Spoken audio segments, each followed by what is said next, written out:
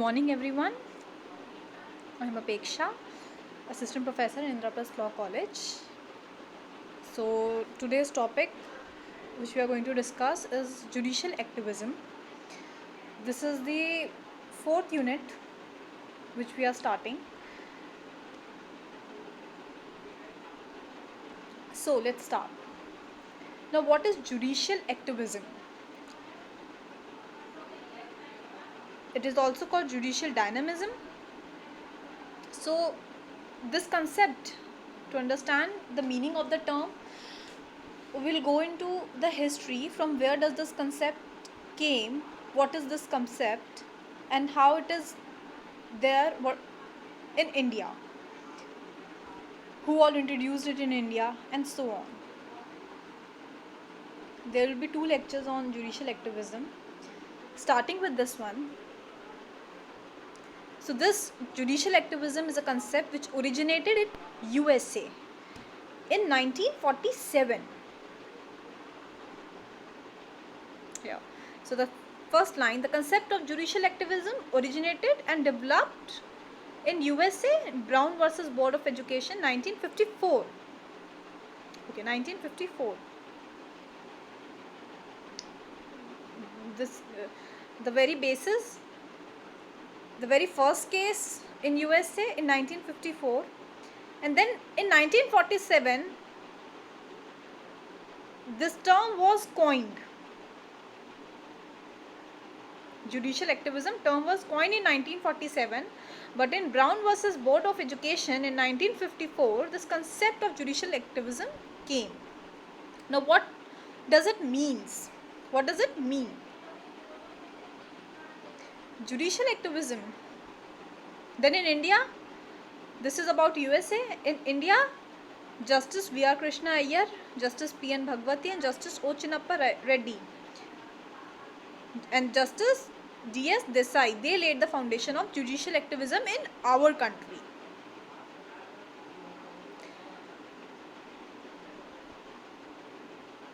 Moving on to the point of meaning.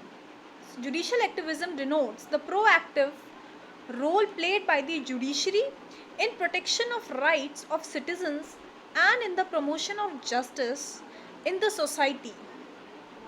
So in other words, it implies the assertive role played by the judiciary to force the other 2 organs of the government to discharge their constitutional duty.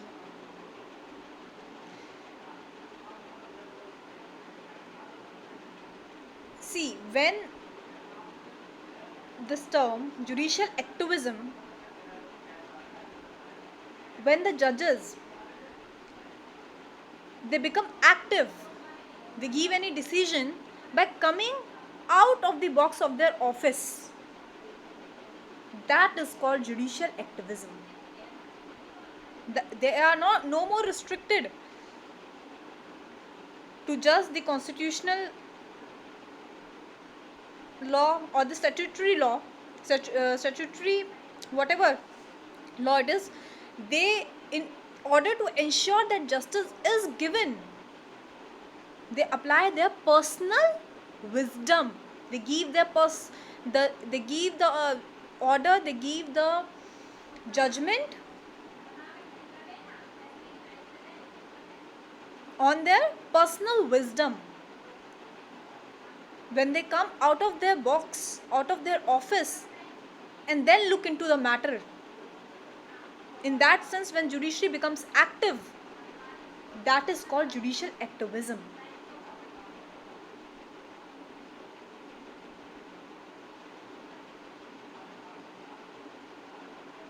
Hope you understand. We'll further see what Black Law Dictionary defines judicial activism as. Now, judicial philosophy which motivates judges to depart from traditional precedents in favor of progressive and new social principle. So, a judicial philosophy which motivates the judges to depart from traditional precedents and in favor of the progressive and new social principles.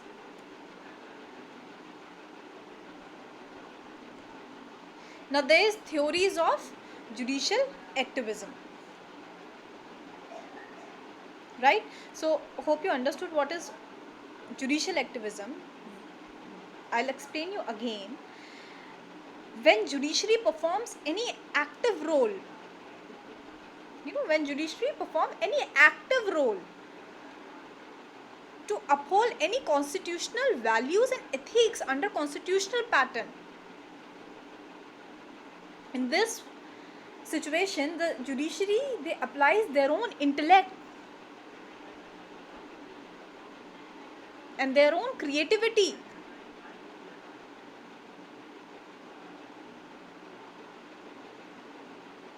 So this judicial activism refers to the court's decision.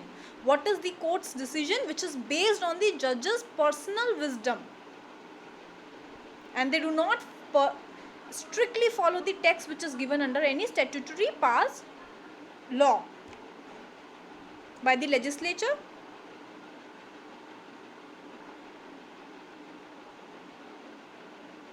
This is a very simple meaning. Moving on to the theories of judicial activism. What all are the theories into it? So you understood judicial activism is the active role of the Indian judiciary, particularly that of the Supreme Court, right? Theories are of vacuum filling, theories of social want, and yes, just two theories. So the vacuum is created. The words itself tell you what are these theories. In vacuum filling, there is a vacuum created by the inactivity and incompetence or any negligence or corruption by legislature and executive. जब legislature और executive के तरफ से among them there is a inactivity, एक incompetence या negligence या corruption होता है, so there creates a vacuum, and then judiciary is left with no other alternative but to expand its horizons and fill that vacuum.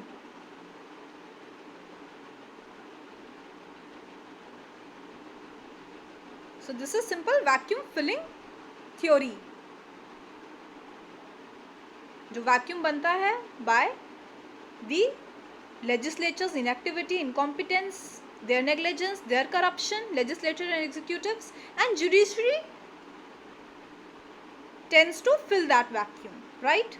That is simple theory of vacuum filling. Then there is theory of social want. Now when the existing legislation failed to provide any pathway, it becomes incumbent upon the judiciary to take on itself the problems of the oppressed and to find a way to solve it. So when the existing legislation, it fails to give any way, and it becomes the incumbent upon the judiciary to take on itself the problems of the oppressed and to find and solve them. So when there is a social want, then judiciary takes the problem of the oppressed and find the way to solve it. So vacuum filling and social want. Hope this makes more thing clear about what is judicial activism. I'll explain you more about it. Now, according to Dr. B.R. Vadhera, the reason for judicial activism are judicial enthusiasm, that is the judges like to participate in social reforms that take place in changing times. So definitely he says that there are these two reasons due to which judicial activism is the reason for judicial activism is judicial enthusiasm, that judges itself वो खुद से participate करते हैं, कोई भी social reform होता है तो या कोई भी चेंज हो रहा होता है. It encourages PIL, that is public interest litigation, and liberalizes the principle of locus standi.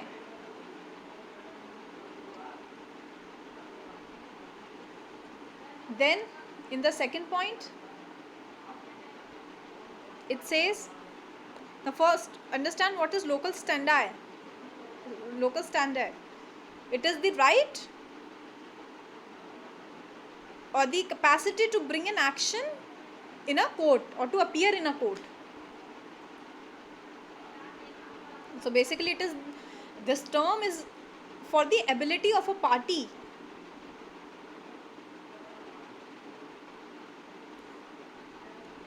right?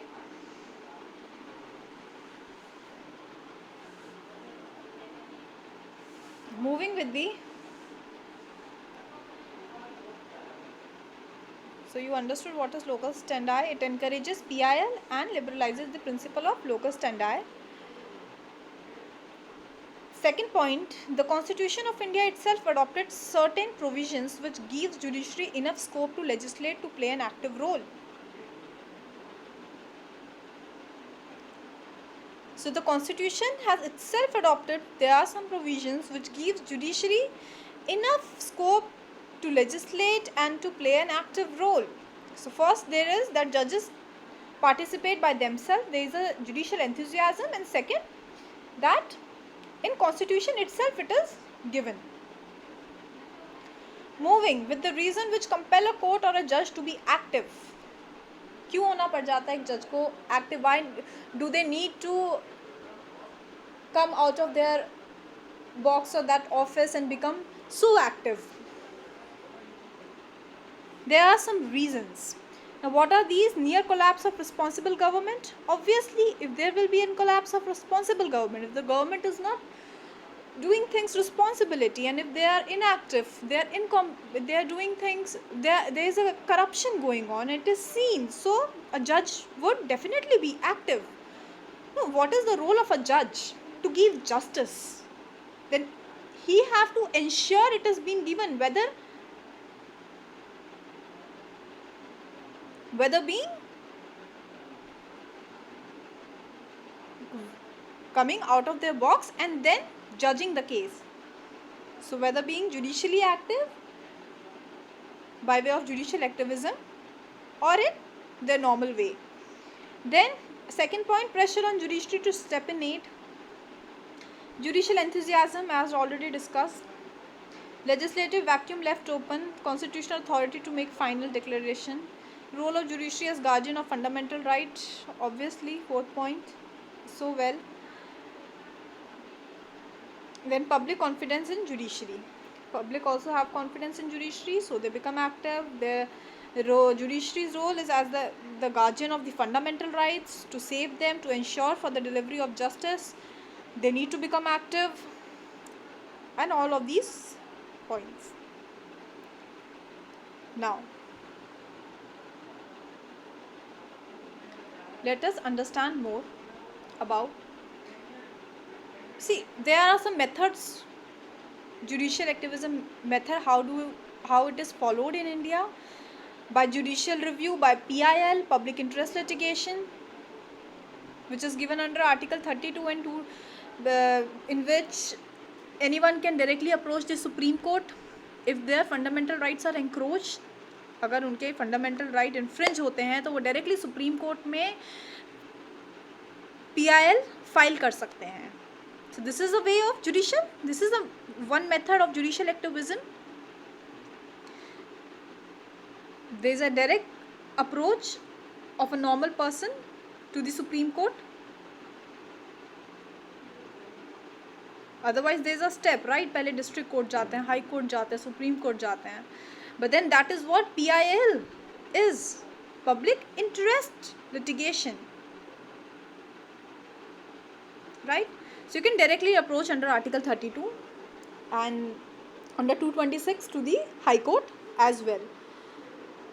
But you can only, there is a difference, under Article 32 you can approach the Supreme Court in case your fundamental rights are only infringed. But in case of 226 article of the Constitution, you can approach High Court in both cases, if your fundamental rights are also encroached or if your other legal rights are also infringed. तो दोनों cases में. Now, distributing the constitutional balance of power. Although the Indian Constitution does not follow any strict separation of power, it still embodies the doctrine of checks and balance, which even the judiciary should respect. तो पहला point क्या कहता है? As we know about separation of power, इतना strictly follow नहीं होता है हमारे Indian Constitution में. Still, it still embodies the doctrine of checks and balance, which even judiciary should respect. Now, to understand this, what is separation of power? That legislature, executive, judiciary, they have separated, their powers are separated and they need to function in accordance to that.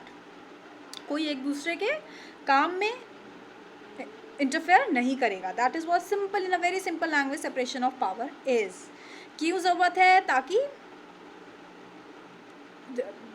This is a very important part for a federal country, but it is not that strictly followed in India. So to make sure that there is a checks and balance, the doctrine of checks and balance,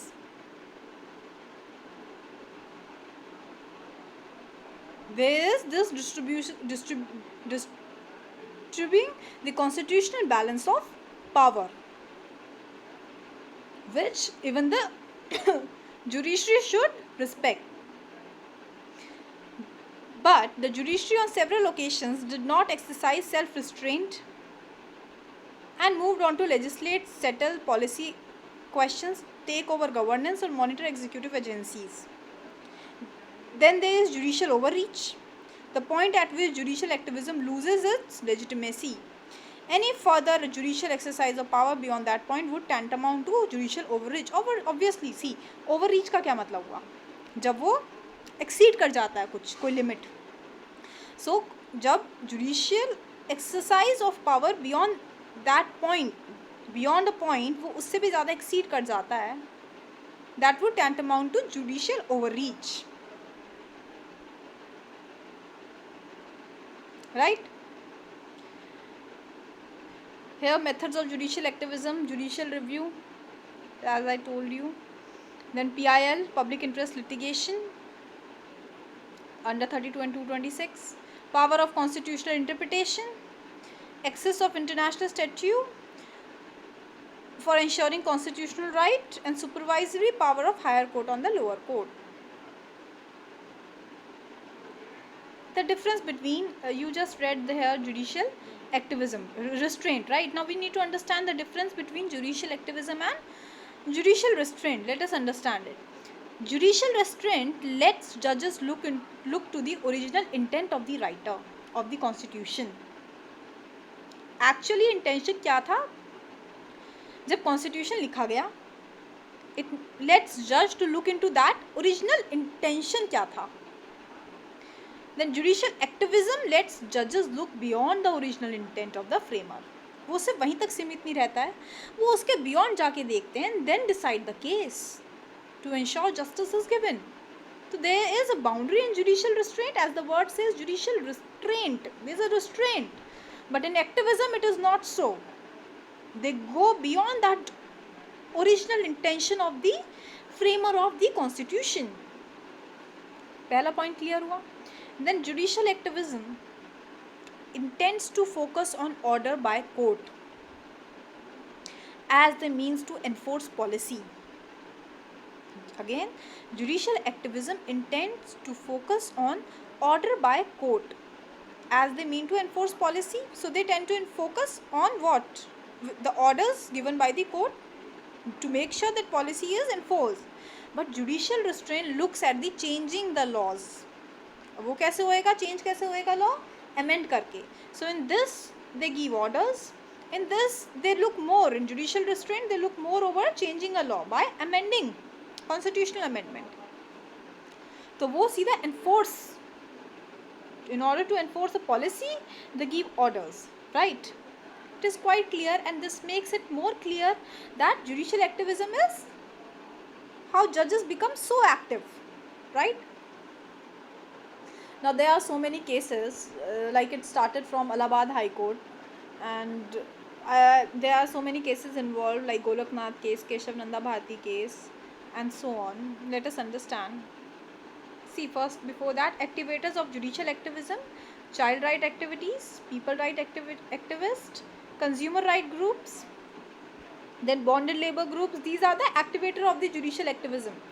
Then citizen for environmental action, citizen group against large irrigation project, the custodial right group, poverty right group, and so on. Okay, all right, so we'll continue it in our next lecture. We'll understand with the cases. In this, hope it is clear what is the meaning of judicial activism, judicial overreach, judicial restraint. So judicial activism, in the very simple word, means when judges, they interrupt their own personal feeling into a conviction or a sentence instead of upholding that existing laws. Right. Now there are some pros and cons of judicial activism. If you see some pros, then judicial activism sets out a system of balance and control to check the other branches of government. That is what I told you over here. Disturbing the constitutional balance of power, right? For checks and balance, for checking the other branch of government. Then in cases where the law fails to establish a balance, judicial activism allows judges to use their personal judgment. Right.